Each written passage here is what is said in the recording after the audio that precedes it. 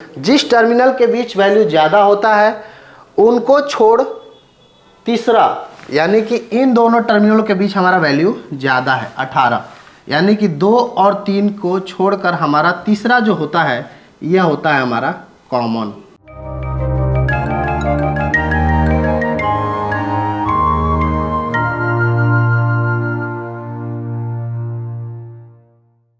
Hello friends, एक बार फिर से आप सभी का स्वागत है हमारे YouTube चैनल में।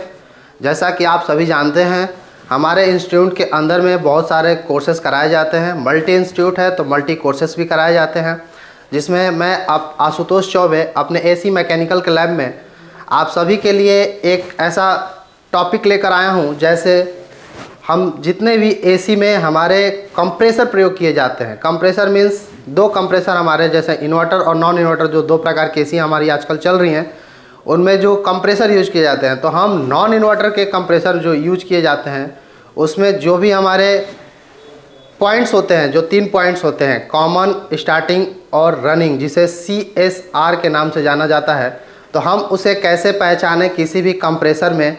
यदि न लिखा हुआ तो हम न लिखा हुआ हो तो उसे कैसे पहचानेंगे वो हम आपको बताने वाले हैं। तो चलिए आइए देखते हैं हम, जिसमें हम सबसे पहले लिख ही दे रहे हैं नॉन इन्वर्टर, क्योंकि ऐसा कहना गलत होगा कि हम सारे AC का कंप्रेसर हम CSR से समझ सकते हैं। क्यों?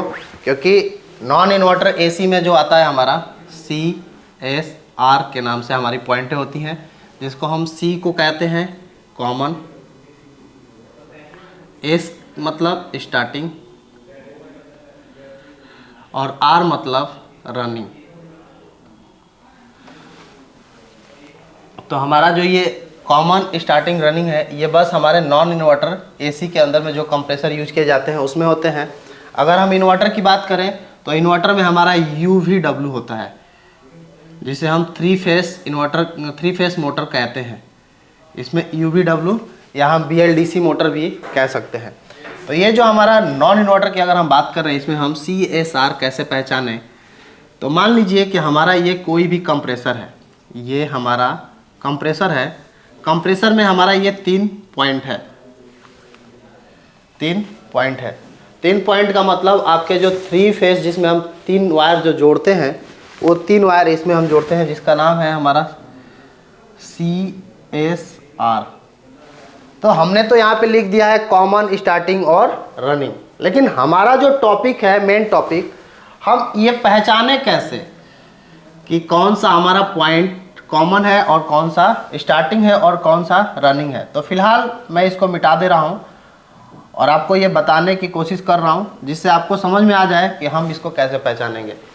तो सबसे पहले तो ये 3 पॉइंट, हमें इसको कुछ भी मान लें, जैसे 1 2 3, या फिर इसको X Y Z, या फिर A B और C, किसी को कुछ भी मान लेते हैं। पहले मानने के बाद हमें क्या करना है, हमें एक डिजिटल मल्टीमीटर लेना है। डिजिटल मल्टीमीटर लेकर के हमें क्या करना है कि मल्टीमीटर से 1 और 2 मल्टीमीटर को, सबसे पहले मल्टीमीटर को सेट करेंगे किस पे, बीप रेंज पे। बीप रेंज पे हम मल्टीमीटर को सेट करेंगे। मल्टीमीटर को बीप रेंज पे सेट करने के बाद हमें 1 और 2 के बीच, यानी कि हम ऐसे लिख सकते हैं 1 + 2 = यहाँ पे इन दोनों के बीच हमें वैल्यू चेक करना। इन दोनों के बीच वैल्यू क्या आ रहा है। मान लीजिए हमने इसके वैल्यू को लिख दिया 12। 1 और 2 के बीच जो हमारी वैल्यू आई वो कितनी आ गई, 12। 2 और 3, यानी कि फिर हम इसके बाद इस पे चेक करेंगे 2 और 3 के बीच। तो 2 और 3 के बीच हमारी जो वैल्यू आई, मान लीजिए यहाँ पे आ गई हमारी 18। फिर हम चेक करेंगे 3 और 1 के बीच, यानी कि 3 + 1 हम लिख सकते हैं, 3 + 1, यानी कि 3 और 1 के बीच हमारी जो वैल्यू आई, इसको मान लीजिए 14। तो आप देखिए 1 और 2, यानी कि 1 और 2 के बीच ये हमारा वैल्यू है कितना, 12। 2 और 3, इसके 2 और 3 के बीच हमारा जो वैल्यू आया है वो आया 18, 3 और 1 के बीच जो वैल्यू आया वो हमारा 14। तो ये हमारा वैल्यू तो आ गया है 1, 2 और 3, तीनों हमने टर्मिनल चेक कर लिए हैं मल्टीमीटर को बीप रेंज पे सेलेक्ट करके। अब हमें देखना ये है कि किन दो टर्मिनल के बीच, यानी कि ये टर्मिनल 1 है, टर्मिनल 2 है, टर्मिनल 3 है, तो किन दो टर्मिनल के बीच हमारा वैल्यू ज़्यादा है। जिस टर्मिनल के बीच वैल्यू ज़्यादा होता है उनको छोड़ तीसरा, यानी कि इन दोनों टर्मिनलों के बीच हमारा वैल्यू ज़्यादा है 18, यानी कि 2 और 3 को छोड़कर हमारा तीसरा जो होता है यह होता है हमारा कॉमन। तो हमारा कॉमन जो टर्मिनल है वो हमारा मिल चुका है। जो ये हमारा कॉमन हम खोज रहे थे ये हमें कॉमन मिल गया है।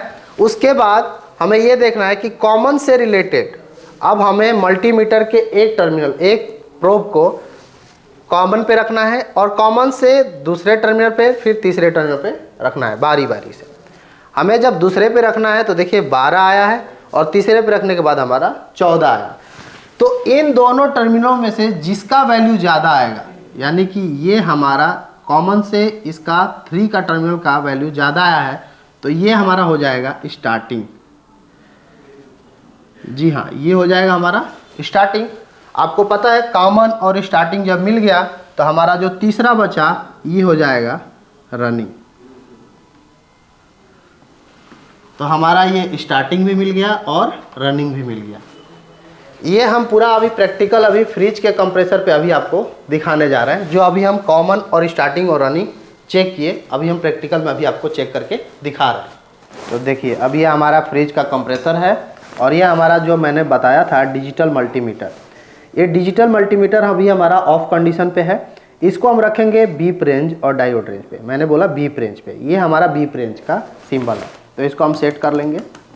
देखिए अभी हमारा बीप रेंज पे सेलेक्ट हो गया है।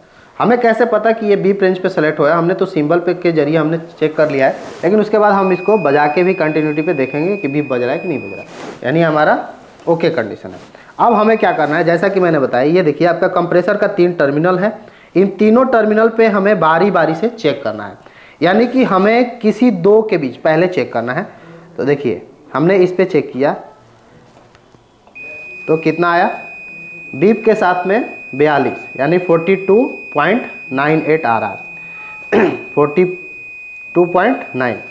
उसके बाद हमें इन दोनों के बीच हमें मिला है 42। अब हमें इन दोनों के बीच चेक करना है, तो देखिए 17 यानी 17 मिला है हमें। हमारा इन दोनों के बीच टेस्टिंग कर लिया हम लोग, फिर इन दोनों के बीच हो गया, फिर अब इन दोनों के बीच हमें टेस्टिंग करना है, तो इस पे हमारा 26 आ रहा है। यानी कि अगर हम देखें तो इन 2 के बीच हमारा वैल्यू ज़्यादा आ रहा है। इन 2 के बीच जो हमारा ये ऊपर में 2 टर्मिनल आपको दिख रहा होगा, ऊपर में 2 टर्मिनल जो हैं, इन 2 के बीच हमारा वैल्यू ज़्यादा आ रहा है 43, इन 2 के बीच हमारा 17 और इन 2 के बीच हमारा 26 आ रहा है। यानी कि इन दोनों के बीच जब ज़्यादा है तो इसको छोड़ के, जिन 2 टर्मिनलों के बीच वैल्यू ज़्यादा आ रहा है उसको छोड़ के तीसरा टर्मिनल हमारा कॉमन का होता है, जैसा कि मैंने बताया था पहले। तो ये हमारा कॉमन हो गया।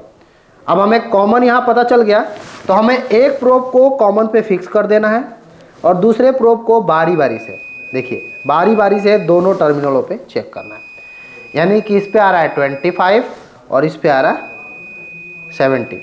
तो जिस टर्मिनल पे वैल्यू ज़्यादा आ रहा है कॉमन से जिस टर्मिनल का वैल्यू ज़्यादा आ रहा है वो हमारा स्टार्टिंग, और जिस टर्मिनल का वैल्यू कम आ रहा है वो हमारा रनिंग।